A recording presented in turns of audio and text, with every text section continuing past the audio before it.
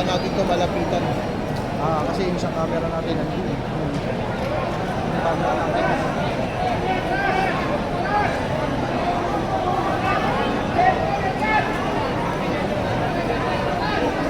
Sabay-sabay mga kasama. Habang sinawasa ang legend, sabay-sabay natin sumigaw at ikanta. Si Kulong na yan, mga kurako! Si Kulong na yan, mga kurako! Si Kulong na yan, mga kurako! Si Kulong na yan, mga kurako! Marcos Duterte! Batal sige! Marcos Duterte!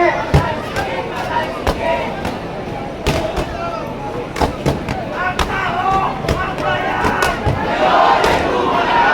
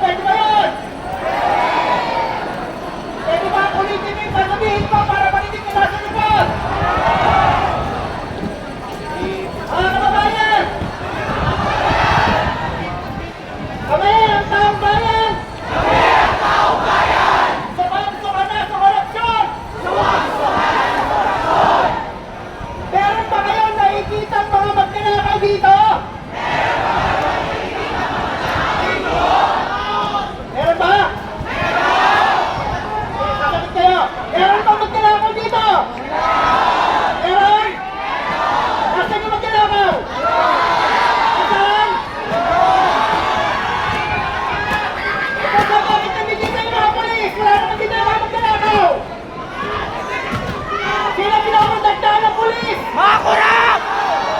Sino pinaprotektahan ng pulis? Mga kurap! Sino pinaprotektahan ng mga pulis? Mga kurap!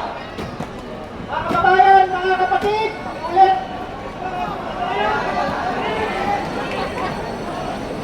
Pumunta kami dito para iparating ang ating panawagan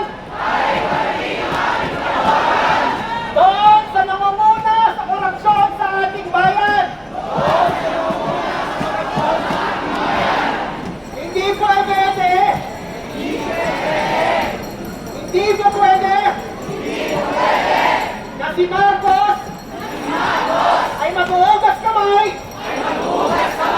at palalabasin na wala siyang kinalaman sa pagnanakaw. Eh bakit nag-resign? Ulit, bakit nag-resign? Ang mga cabinet officials niya. Dahil ang korupsyon ay pumakatok sa pintuan ng Office of the President. Hindi na may tatanggi yung mga kickback na pupunta kay Marcos mismo. Malinaw po ba mga kababayan? Kaya po, damdamin natin ngayon, kailangan natin isalin yung galit natin.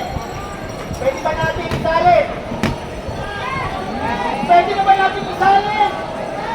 Kasama-sama ang pag-awit. Handa na ba kayo? Kaya na ba kumawit? Wala tayong sound system. Kaya boses na lang po ang pangahawakan natin. Kurado daw iba dito na pwedeng manguna sa pagpunta. Nandito na po tayo. Bago natin lisanin ang rekto, bago natin lisanin ang lansangan ito, bago natin tapusin ang programa para sa pagpapanagot ng mga kurakot, pwede ba tayo umawit? Sama-sama, kahit walang sound system, boses